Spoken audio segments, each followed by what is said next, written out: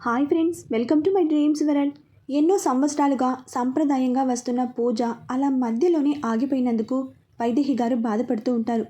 అది గమనించిన జగదీష్ గారు వైదేహి గారి దగ్గరికి వచ్చి, వైదేహి, నువ్వు ఇంకా పూజ గురించి ఆలోచిస్తున్నావా అని అడుగుతారు. అవునండి, పూజ అలా మధ్యలోనే ఆగిపోయినందుకు నా మనసు బాగోలేదండి. ఇలా జరగడం కూడా మన మంచికే అయింది. ఇలా జరగడం వల్ల సిద్ధు మనసులో ఏముందో తెలుసుకోగలిగాం. లేకపోతే మనం తెలుసుకోలేక, సిద్ధు చెప్పలేక చాలా ఇబ్బంది పడుతూ ఉండేవాడు. సిద్ధు మనసులో ఏముందో తెలుసుకోవడానికే ఆ దేవుడు ఇలా చేసి ఉంటాడు. అందుకని నువ్వు ఎక్కువగా బాధపడకు. నేను ఇందాక పంతులు గారితో మాట్లాడాను. రేపు కూడా మంచి రోజే అన్నారు. అందుకని పూజ రేపు జరిపించు అని అంటారు. అవును, జరిపించవచ్చు. కానీ మనం మన ఇంటికి కాబోయే కోడల చేత, అంటే మహి చేత పూజ చేయించాలి. ఇప్పుడు నిషాని కాదని మహి చేత పూజ చేయిస్తే అది చూసి నిషా ఏమనుకుంటుందో అని అంటారు. నువ్వు వంశీ కూడా నీ కొడుకు అనుకున్నావు కదా, అలాంటప్పుడు నిషా కూడా ఈ ఇంటి కోడలవుతుంది. వాళ్ళ నలుగురి చేత పూజ చేయించు. సిద్ధుని పెద్ద ప్రమాదం నుండి మహి కాపాడింది కాబట్టి మహి పూజలో కూర్చున్నా నిషా ఏమీ అనుకోదు. వంశీ కూడా ఉంటాడు కాబట్టి ఇంకా ఏ డౌటు రాదు. నలుగురి పిల్లలతో పూజ చేయిస్తే వాళ్ళు హ్యాపీగా ఉంటారు, మనము హ్యాపీగా ఉంటాం అని అంటారు. మీరు చెప్పింది బాగుంది, నేను వెళ్ళి వాళ్ళకు చెప్పి వస్తాను, రేపు పూజ ఉందని అని అక్కడి నుండి వెళ్తారు. ముందు రోజే వైదేహి గారు చెప్పడంతో next day Siddhu, Vamshi, Mahi ready అయ్యి పూజా మందిరం దగ్గరకు వస్తారు. కాసేపటికి నిషా కూడా వస్తుంది. శారీలో వచ్చిన నిషా వైపు వంశీ అలాగే చూస్తూ ఉంటాడు. వంశీ తనని చూస్తున్నాడని నిషా గమనిస్తుంది. వంశీ అలాగే చూస్తూ ఉండడంతో సిద్ధు వంశీని గిల్లి, మరీ అలా చూడకు, నిషా ఏమైనా అనుకుంటుంది అని అంటాడు. దాంతో వంశీ సరే సరే అని అంటాడు. నిషా కావాలని సిద్ధు దగ్గరికి వచ్చి, సిద్ధు నేను ఎలా ఉన్నాను అని అడుగుతుంది. నిషా అలా అడగడం మహికి కొత్తగా అనిపిస్తుంది. సిద్ధుకి కూడా ఇబ్బందిగానే అనిపించినా చాలా బాగున్నావు నిషా అని అంటాడు. నిషా వంశీ వైపు చూస్తూ, నేను నీకోసమే శారీ కట్టుకున్నాను అని అంటుంది. సిద్ధుకి ఏం అర్థం కాక నిషా వైపు అలాగే చూస్తూ ఉంటాడు. దాంతో అదే, నువ్వు నన్ను శారీలో చూడాలని అనుకున్నావంట కదా అని అంటుంది. ఆ మాటతో అప్పుడే వాటర్ తాగుతున్న వంశీకి పొలమారి ఆ వాటర్ అంతా కింద పోసేస్తాడు. ఇంకా అక్కడే ఉంటే నేనే చెప్పాను అని సిద్ధుకి తెలుస్తుందని చెప్పి, వస్తున్న పంతులు గారు అని చెప్పి అక్కడి నుండి వెళ్ళిపోతాడు. నిషా మాటలు, వంశీ బిహేవియర్ చూస్తే వంశీని ఇదంతా చేసి ఉంటాడు అని అనుకుని సిద్ధు నిషాకి ఏం చెప్పాలో అర్థం కాక అలాగే ఉంటాడు. సిద్ధు సిచ్యువేషన్ అర్థమైన మహి వెంటనే అక్కడికి వచ్చి, పంతులు గారు పిలుస్తున్నారు అని చెప్తుంది. దాంతో సిద్ధు అమ్మయ్య అని అనుకుని వస్తున్నా అని చెప్పి అక్కడి నుండి వెళ్తాడు. సిద్ధు రావడం చూసి ఆల్రెడీ పూజలో ఉన్న వంశీ కావాలని కళ్ళు మూసుకుని దేవుడికి దండం పెట్టుకుంటాడు. సిద్ధు వచ్చి వంశీ పక్కన కూర్చుని, పూజ అయ్యాక నా చేతిలో నీకుంది అని అంటాడు. పూజ తర్వాత వంశీ తన రూమ్లోకి వెళ్తూ ఉంటాడు.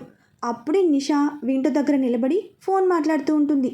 నిషాని చూసి వంశీ, ఈరోజు నిషా అసలు ఎంత అందంగా ఉంది అని అక్కడే నిలబడి నిషాని చూస్తూ ఉంటాడు. నిషా ఎంత ముద్దొస్తుందో, ముద్దు పెట్టుకునే అంత సీన్ ఇప్పుడు ఎలాగూ లేదు. అట్లీస్ట్ ఒక హగ్గు చేసుకునే అవకాశమైనా వస్తే బాగుండు అని అనుకుని అక్కడే అటు ఇటు తిరుగుతూ ఉంటాడు. కింద ఉన్న సిద్ధు చాలాసేపు అక్కడే తిరుగుతున్న వంశీ వైపు చూస్తూ ఉంటాడు. అప్పుడే అక్కడికి వచ్చిన మహి, సిద్ధు ఏంటి అలా చూస్తున్నావు అని అడుగుతుంది. ఒకసారి పైన చూడు అని అంటాడు. మహి చూస్తుంది. అన్నయ్య దేని గురించో బాగా ఆలోచిస్తున్నాడు. వాడి మొహం, వాడికి ఆలోచన కూడానా? మళ్ళీ ఏదో ప్లాన్ చేస్తున్నాడు. అది ఏంటో తెలుసుకోవాలి. మళ్ళీ ఏదో ఒక తింగరి పని చేయడానికి ప్లాన్ వేస్తున్నాడు. అలా ఏం జరగకుండా చూడాలి, పద పద అని అంటాడు. సరే పద అంటూ అక్కడికి వెళ్ళి వంశీకి కనిపించకుండా పక్కకు నిలబడి వంశీని చూస్తారు. అక్కడ నిషా ఫోన్ మాట్లాడుతూ ఉంటుంది. అది చూసి, సిద్ధు అన్నయ్య నిషాని చూస్తున్నాడు అంతే. చూడడం వరకు ఓకే, నాకెందుకో వీడు ఏదో ప్లాన్ చేస్తున్నాడు అని అనిపిస్తోంది. అక్కడ ఉన్న వంశీ ఎవరో చెప్పినట్టు అవకాశాలు రావు, మనమే సృష్టించుకోవాలి అని అనుకుని లోపలికి వెళ్తాడు. అది చూసి మహి, చూడు అన్నయ్య వెళ్ళిపోయాడు. నా గెస్ కరెక్ట్ అయితే వాడు ఖచ్చితంగా మళ్ళీ వెనక్కి వస్తాడు చూడు అని అంటాడు. లోపలికి వెళ్ళిన వంశీ ఆయిల్ బాటిల్ తీసుకుని వస్తాడు. అది చూసి మహి, అన్నయ్య ఆయిల్ ఎందుకు తెచ్చాడు? అక్కడ ఉన్న వంశీ ఆయిల్ ఫ్లోర్ మీద పోస్తాడు. అది చూసి, అయ్యో అన్నయ్య ఆయిల్ కింద పోస్తున్నాడు, ఎవరైనా అటు వెళ్తే జారిపోతారు అని అంటుంది. నాకు ఇప్పుడు అర్థమైంది వీడు ఏం ప్లాన్ చేస్తున్నాడో అని అంటాడు. ఏం చేస్తున్నాడు? సిద్ధు కావాలని కొద్దిగా వెనక్కి వెళ్ళి పడిపోతున్నట్టు వచ్చి మహి మీద పడి మహిని హక్ చేసుకుని గట్టిగా పట్టుకుంటాడు. సిద్ధు కావాలని అలా చేస్తున్నాడు అని తెలుసుకుని, సిద్ధు ఏంటిది? మీ అన్నయ్య ఇదే ప్లాన్ చేస్తున్నాడు, అక్కడ నిషా ఉంది చూసావుగా అని అంటాడు. మహి నవ్వుకుని, అన్నయ్యకి ఎన్ని తిప్పలు వచ్చాయో చూడు, వీడి ప్లాన్ ఎలా రివర్స్ చేస్తానో అని వెళ్ళబోతాడు. వద్దులే పాపం, వదిలేయి, నీకు తెలియదు, నువ్వు ఉండు మహి. ఇలాంటివి చేస్తే నిషాకి బ్యాడ్ ఇంప్రెషన్ వచ్చి ఇప్పటిదాకా చేసినంత వేస్ట్ అవుతుంది అని వంశీకి కనపడకుండా నిషా దగ్గరికి వెళ్ళి అక్కడ గోడ పక్కన నిలబడతాడు. నిషాకి వెనుక సిద్ధు ఉంటాడు, కానీ గోడ దగ్గర ఉండడంతో వంశీకి కనపడడు. నిషాకి అక్కడ ఏం జరుగుతుందో తెలియదు. నిషా ఇంకా అక్కడ ఫోన్ మాట్లాడుతూ ఉంటుంది. ఇదే మంచి టైం అనుకుని వంశీ ఆయిల్ పైన కాలు వేసి కావాలని జారుతూ హెల్ప్ హెల్ప్ అని అరుస్తూ నిషా దగ్గరికి వెళ్తాడు. ఇంకొక సెకండ్లో నిషాని చేరుకుంటాడు అనగా అప్పటిదాకా పక్కన ఉన్న సిద్ధు నిషాని పక్కకి లాగుతాడు. నిషాని హక్ చేసుకోబోతున్నా అనే ఆనందంలో వంశీ కళ్ళు మూసుకుని జారుతూ వెళ్తాడు. నిషా అక్కడ లేకపోవడంతో అక్కడే ఉన్న విండో డోర్ మొహానికి తగిలి అమ్మా అని అరుస్తాడు. అక్కడ ఏం జరిగిందో అర్థం కాక నిషా వంశీ అరుపుతో వంశీ దగ్గరకు వచ్చి, వంశీ ఏమైంది అని అడుగుతుంది. పక్కనే ఉన్న సిద్ధు వంశీని లేపి, ఏం అవ్వలేదు నిషా, జస్ట్ కాలు జారి పడిపోయాడు అంతే, నువ్వెళ్ళు. నిషాకంతా గందరగోళంగా అనిపించి ఓకే ఓకే అని అక్కడి నుండి వెళ్ళిపోతుంది. సిద్ధు వంశీని లేపి, పెళ్ళయ్యేదాకా ఇలాంటి పిచ్చి పిచ్చి ప్లాన్స్ వేసి నిషాని టచ్ చేయాలని చూసావో నీ అంతు చూస్తా అని అక్కడి నుండి వెళ్ళిపోతాడు. వంశీ తన దెబ్బలను రుద్దుకుంటూ అయ్యో అని లోపలికి వెళ్తాడు. మహి ఐస్ క్యూబ్స్ తీసుకుని వంశీ దగ్గరికి వెళ్ళి ఇస్తుంది. వంశీ మహిని చూడటానికి ఇబ్బంది పడి అది సిస్టర్ అని ఏదో చెప్పబోతాడు. నేనంతా చూశాను అని అంటుంది. సిద్ధుకి నువ్వైనా చెప్పొచ్చు కదా సిస్టర్. నేను కూడా చెప్పా, బట్ సిద్ధు వినలేదు. ఈవినింగ్ అయిపోవడంతో మహి సిద్ధు దగ్గరికి వచ్చి, సిద్ధు ఇంక నేను వెళ్తాను, నేను డ్రాప్ చేస్తాను పదా అని అంటాడు. సిద్ధు మహి కార్లో కూర్చుంటారు. సిద్ధు మహిని చూస్తూ, మహి ఈరోజు నువ్వు ఎంత అందంగా ఉన్నావో తెలుసా అని మహిని హక్ చేసుకోబోతాడు. వెంటనే వెనక నుండి బౌ అని సౌండ్ వస్తుంది. వెంటనే ఇద్దరు దూరం జరుగుతారు. సిద్ధు వెనక్కి తిరిగి చూస్తాడు. అక్కడ వంశీ ఉంటాడు. తనని చూసి, నువ్వు ఇక్కడ ఏం చేస్తున్నావు అని అడుగుతాడు. ఏంటి, నాకు మాత్రమేనా రిస్ట్రిక్షన్స్, నీకుండవా? అందుకే నువ్వు మా సిస్టర్ని డ్రాప్ చేస్తున్నావని తెలిసి నేను కావాలని వచ్చాను. చాలే దిగు, నేను డ్రాప్ చేసి వస్తాను. లేదు నేను కూడా వస్తాను. సిద్ధు పోనీలే రానివ్వు అని అంటుంది మహి. సిద్ధు తిట్టుకుంటూ అలాగే డ్రాప్ చేసి వస్తాడు.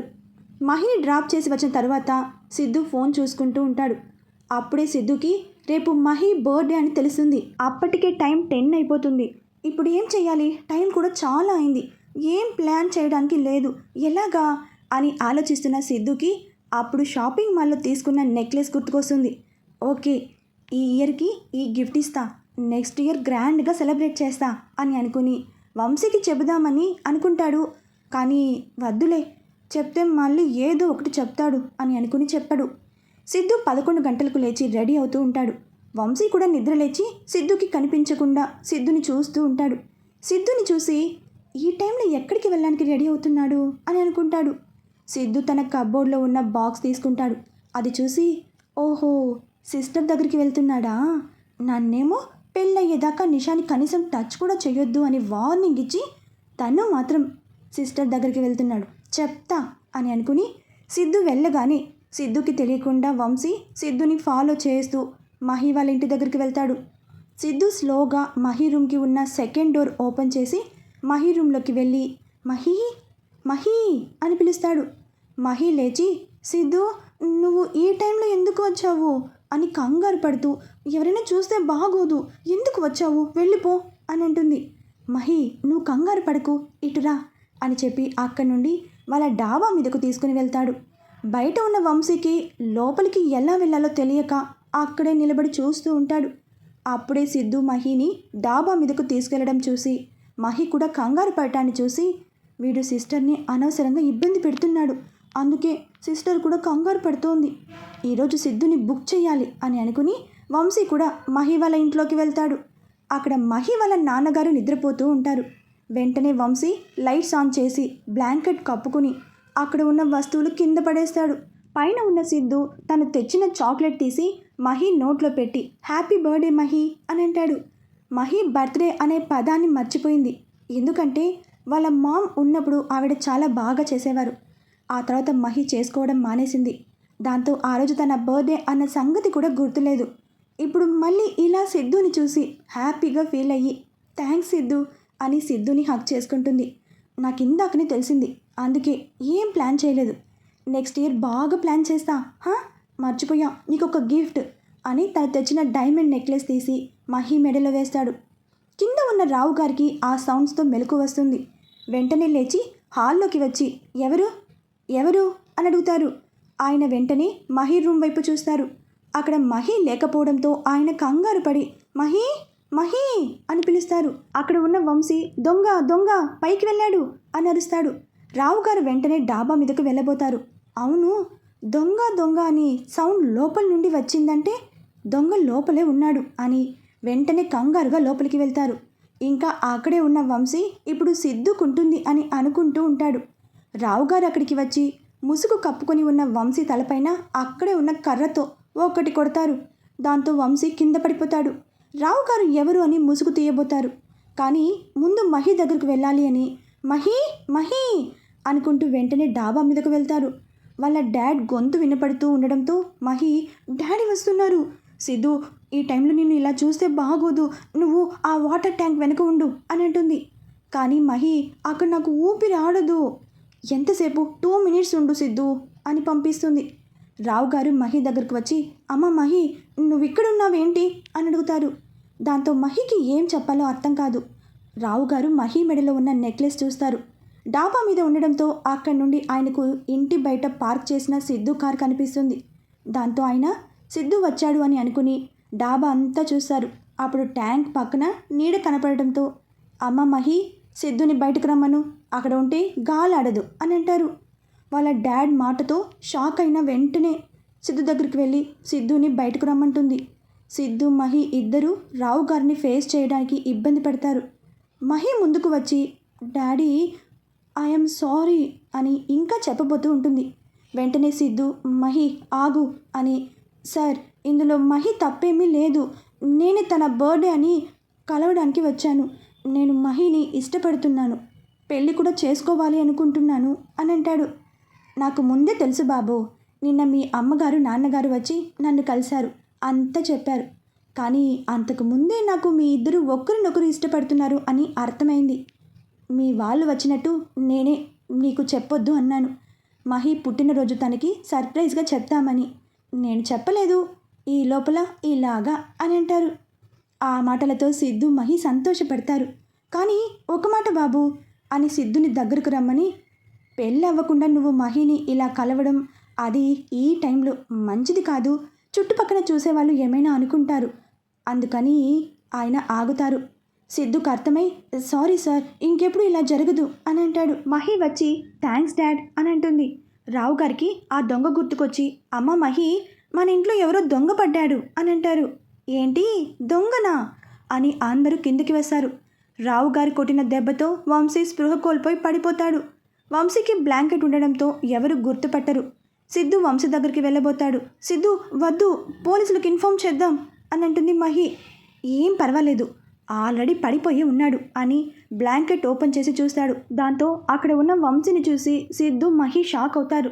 రావు గారు వంశీని చూసి అయ్యో చూడడానికి బాగానే ఉన్నాడు, దొంగతనాలు ఎందుకు చేస్తున్నాడో అని అంటారు. ఆయన మాటలు విని సిద్ధుకి నవ్వు వస్తుంది. తను దొంగ కాదు సార్, నా ఫ్రెండ్, నాతో పాటే వచ్చాడు అని కవర్ చేస్తాడు.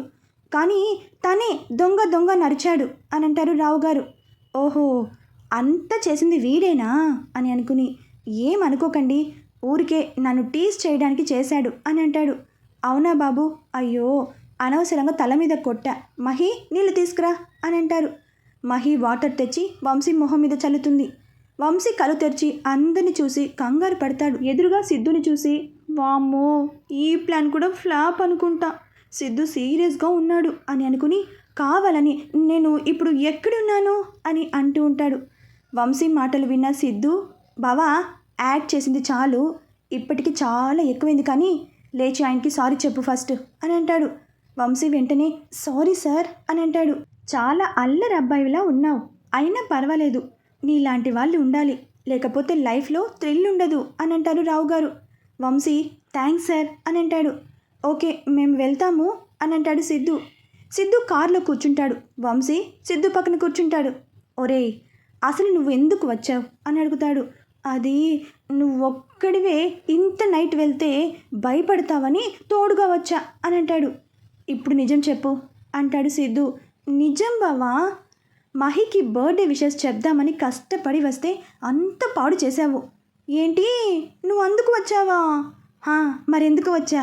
ఒరేయ్ నువ్వు నిజం చెప్పకపోయావో కార్లో నుండి తోసేస్తా. చెప్పు. ఆఫ్టర్నూన్ కార్లో మిస్ అయినవి ఏమైనా ఇప్పుడు మిస్ చేయకూడదు అని వచ్చావేమో అని అనుకున్నా అన్న వంశీ మాట పూర్తి చేయకుండానే సిద్ధు స్టీరింగ్ వదిలేసి ఒరేయ్ నిన్ను అని వంశీని పట్టుకుని కొడతాడు.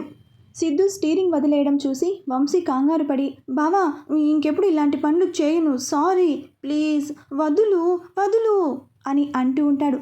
దాంతో సిద్ధు వంశీని వదిలేసి కార్ స్టీరింగ్ తీసుకుంటాడు. వంశీ హమ్మయ్య అని అనుకుని అవును బావా, ఇంతకీ ఆ టైంలో నిన్ను అక్కడ చూసి మీ మామగారు ఏమీ అనలేదా అని అడుగుతాడు. మామ్ డాడ్ నిన్న వచ్చి మాట్లాడారంట నా పెళ్లి గురించి. వాళ్ళ నాన్నగారు కూడా ఒప్పుకున్నారు. కాకపోతే మహి పుట్టినరోజున చెప్తామని ఆయన వెయిట్ చేస్తున్నారు అని అంటాడు. అంటే నీకు అన్ని లైన్స్ క్లియర్ అయిపోయాయన్నమాట. నీకు అంత మంచి చేసినా నన్ను అప్రిషియేట్ చేయకుండా చంపాలని చూడడం న్యాయమా? అక్కడి దాకానే జరిగితే నేను కూడా నిన్ను అప్రిషియేట్ చేసేవాడిని. కానీ తర్వాత ఆయన నన్ను పెళ్ళయ్యేదాకా ఇక్కడికి రాకుండా ఉంటే బాగుంటుంది బాబు అని ఇండైరెక్ట్గా వార్నింగ్ కూడా ఇచ్చారు. అంతా నీ వల్లే. ఆ పెద్ద ఆయన ముందు నా పరువంతా పోయింది. సిద్ధు చెప్పిన మాటలు విని వంశీ పడి పడి నవ్వుతూ ఉంటాడు.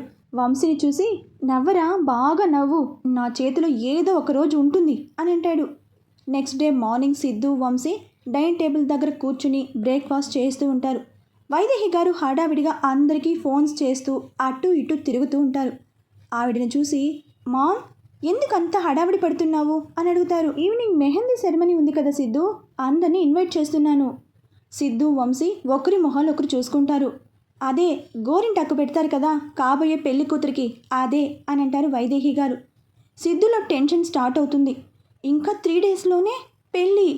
ఇప్పటిదాకా నిషాకి వంశీ మీద ఎలాంటి ఒపీనియన్ ఉందో తెలియలేదు అని ఆలోచిస్తూ ఉంటాడు. సిద్ధు టెన్షన్ చూసి వైదేహి గారు వచ్చి సిద్ధు నువ్వేమి టెన్షన్ పడకు, ఆ టైంకి అన్నీ అవే అవుతాయి. మీ ప్రయత్నాలు మీరు చేయండి. ఏదైనా తేడా జరిగినా నేను చూసుకుంటా. నీకు నచ్చిన అమ్మాయితోనే నీ పెళ్లి జరుగుతుంది అని అంటారు. థ్యాంక్స్ మామ్ అని అంటాడు సిద్ధు. తను అంత టెన్షన్ పడుతున్నా వంశీ టెన్షన్ లేకుండా టిఫిన్ తింటూ ఉండడం చూసి వంశీ నీకు కొంచెం కూడా టెన్షన్ లేదా ఏంటి అని అడుగుతాడు. బావా నాకు నువ్వు ఉండగా టెన్షన్ ఎందుకు అని అంటాడు. వీడికి బాగా ధైర్యం వచ్చేసింది. నేను మహిని తప్ప ఎవరిని పెళ్లి చేసుకోను అని చెప్తా వీడి పని అని అనుకుని నేను కూడా ఇంక టెన్షన్ లేకుండా ఉంటానురా. ఏదైనా తేడా జరిగితే నేను నిషాని పెళ్లి చేసుకుంటాను అని అంటాడు. ఆ మాటతో వంశీ కంగారు పడి బావా నువ్వు అలాంటి వైల్డ్ డెసిషన్స్ తీసుకోకు, సారీ, నువ్వేం చేయమంటే అది చేస్తాను అని అంటాడు. నిజంగా ఏం చెప్పినా చేస్తావా? తప్పకుండా చేస్తాను. సరే అయితే నువ్వేం చేయకుండా ఉంటే చేసినంత ఫలితం, సరేనా? నేను చెప్పకుండా నువ్వు ఏ పని చేయకు. సరే నీకు చెప్పకుండా తెలియకుండా ఏమీ చేయను. వైదేహి గారు మళ్ళీ వచ్చి మీరు ఇంకా బ్రేక్ఫాస్ట్ చేయలేదా అని అంటారు. మామ్ ఫంక్షన్ ఉంటే మరి ఇక్కడ ఏం ఏర్పాట్లు చేయలేదేంటి అని అడుగుతాడు. డాడీ ఫంక్షన్ హాల్ బుక్ చేశారు, ఏర్పాట్లన్నీ అక్కడే చేస్తున్నారు. మరి నాకు చెప్పలేదేంటి? ఇది లేడీస్ ఫంక్షన్, మీది కాదు.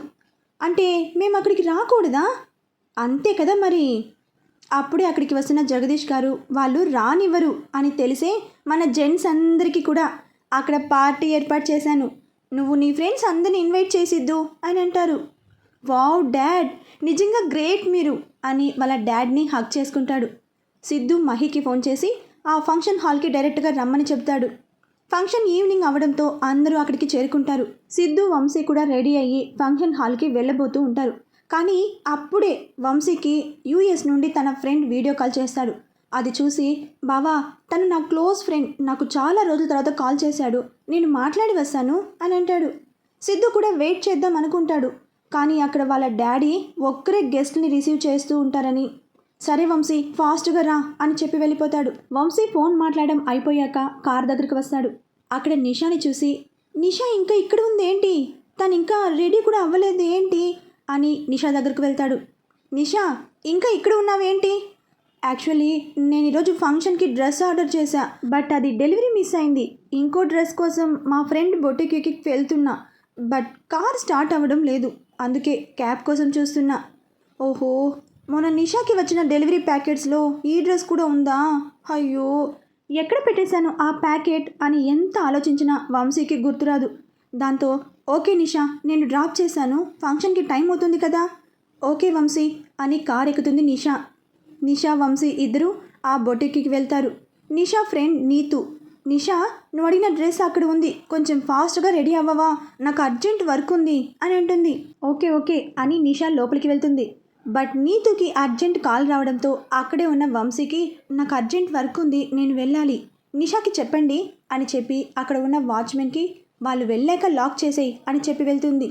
నిషా అక్కడ తన డ్రెస్ వేసుకుంటుంది. కానీ తన టాప్కి బ్యాక్ సైడ్ ఉన్న లేస్ కట్టుకోవడం రాక ఆ రూమ్ నుండి నీతూ నీతూ అని అరుస్తూ ఉంటుంది. ఆ సౌండ్కి వంశీ వెళ్ళి నిషా నీతుకి అర్జెంట్ వర్క్ ఉందని వెళ్ళిపోయింది. ఓహ్ గాడ్, నిషా ఎనీ ప్రాబ్లం? నథింగ్. ఓకే అని వంశీ అక్కడి నుండి వెళ్తాడు. 15 మినిట్స్ అయినా నిషా రాకపోవడంతో వంశీ నిషా దగ్గరికి వెళ్ళి నిషా ఆర్ యూ ఓకే అని అడుగుతాడు. నిషాకి ఏం చెప్పాలో అర్థం కాక ఏం మాట్లాడదు. నిషా నుండి రెస్పాండ్ రాకపోయేసరికి వంశీ నిషా నిషా కమ్ అవుట్ అని పిలుస్తూ ఉంటాడు. ఇంకా తప్పక నిషా దుప్పట్టతో టాప్ బ్యాక్ సైడ్ అంతా కవర్ చేసి బయటకు వస్తుంది. నిషాని అలా చూసి వంశీ ఏంటి నువ్వు ఇంకా రెడీ అవ్వలేదా అని అడుగుతాడు. లేదు.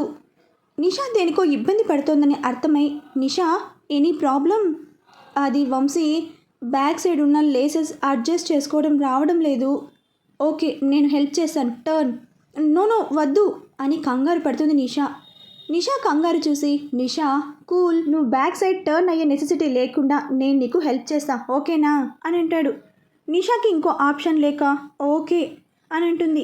వంశీ నిషా దగ్గరకు వెళ్ళి తన కళ్ళను మూసుకొని తన 2 చేతులతో నిషా టాప్ బ్యాక్ సైడ్ ఉన్న లేసెస్ని టై చేస్తూ ఉంటాడు. వంశీ అంత దగ్గరగా ఉండడంతో వంశీ ఊపిరి నిషా మెడను తాకుతూ ఉంటే నిషా తనని తాను మైమరిచి వంశీ వైపు అలాగే చూస్తూ ఉంటుంది.